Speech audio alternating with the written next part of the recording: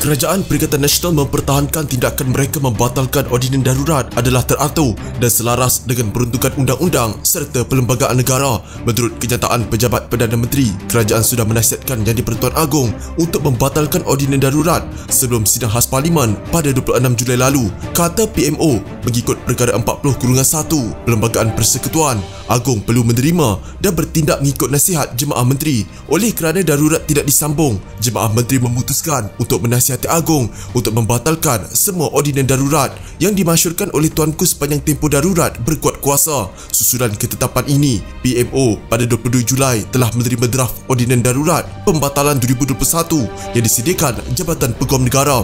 Ordinan ini memperuntukkan semua ordinan darurat yang dimasyurkan Agong dibatalkan berkuat kuasa 21 Julai 2021. Kata kenyataan itu. Menjelaskan kedudukan itu, PMO berkata, selepas Majlis Raja-Raja berpendapat tiada keperluan darurat disambung selepas 1 Ogos dan Parlimen perlu bersidang segera, kerajaan mengadakan perbincangan teliti pada 21 Julai.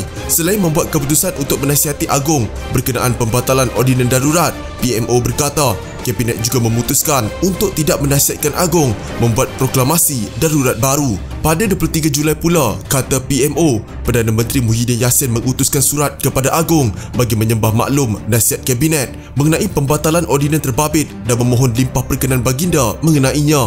Susulan itu, Agong melitahkan Menteri di Jabatan Perdana Menteri Taqiyuddin Hassan dan Peguam Negara Idrus Harun menghadap untuk memberikan penjelasan terperinci mengenai perkara tersebut. Apabila mesyuarat khas Dewan Rakyat bermula pada 26 Julai, semua ordinan darurat dibentangkan di atas meja Dewan Rakyat selaras dengan perkara 150/3 Perlembagaan Persekutuan, katanya.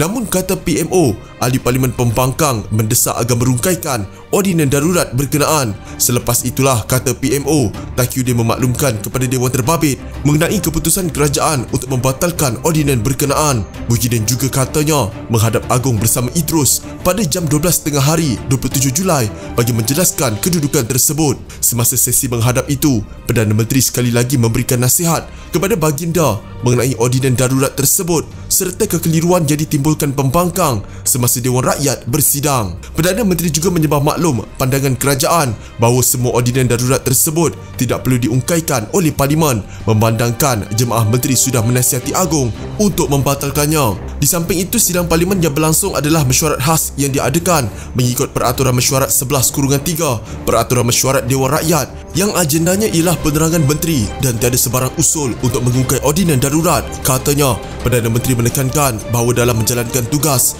dan tanggungjawab beliau adalah penting untuk beliau bertindak mengikut lunas undang-undang dan perlembagaan. Justru beliau menasihatkan rakyat supaya bertenang dan insya-Allah isu ini akan dapat diselesaikan mengikut lunas undang-undang dan perlembagaan, katanya.